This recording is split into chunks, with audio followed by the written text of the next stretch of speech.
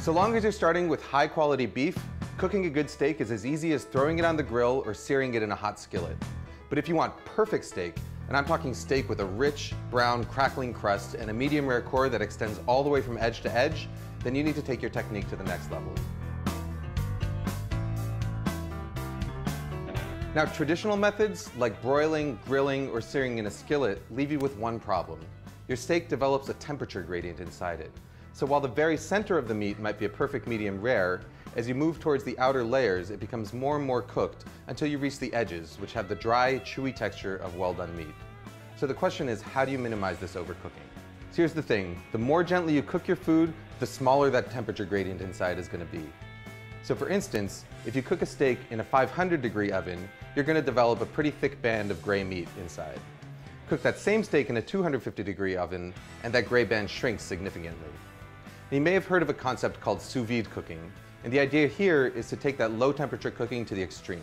With sous vide cooking, you place your steak inside a sealed plastic bag and then put that plastic bag in a water bath held at the exact temperature that you want to serve your steak at, say 130 degrees for medium rare.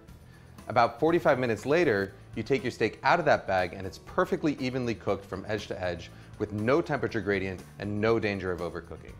The problem is that sous vide equipment is really expensive, but there's an alternative, a regular old $30 beer cooler. Even though a cooler is designed to keep cool things cool, it's equally good at keeping hot things hot. So all you've got to do is fill it up with hot water, adjust the temperature with boiling water or cold water, and then place your bag meat inside it to cook.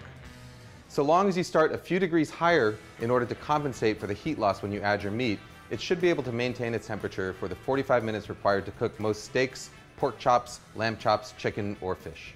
You can cook your meat either in a cryovac style bag or in a regular heavy duty Zipperlock bag. In order to get the air out of a Zipperlock bag, put your meat inside it, zip it up most of the way, and then slowly lower it into the water, sealing it just as the air is forced out. You've probably noticed one glaring problem. Your steak develops no crust or color. You're going to have to add this after it comes out of the cooler. Now you can do this on a grill if you want to cook outside, but my personal favorite way is to finish it in a cast iron skillet. Just heat up some oil over the highest possible heat while you carefully dry the outside of the steak in order to help it brown faster. Season the steak generously with salt and pepper, and once the oil starts smoking, add the steak to the pan along with a couple of pats of butter. Cook the steak just until it's browned on both sides, about a minute or two, and then to finish it off, hold it up vertically with tongs in order to get the edges. The beauty of this method is total flexibility in terms of timing. Once your steak comes up to temperature inside the cooler, you can let it sit there for up to a few hours longer without worrying that it's going to overcook. Your steak is going to be hot and ready to sear as soon as you're ready to eat. You want to up your game even further? Then get yourself one of these guys. By combining the intense heat of a propane torch with a cast iron skillet, you can get a steakhouse quality char in a matter of moments. Just make sure that you shut off your smoke detectors first. It may take a little bit more time, but if you're willing to put in the effort, this is the best quality steak you can get at home.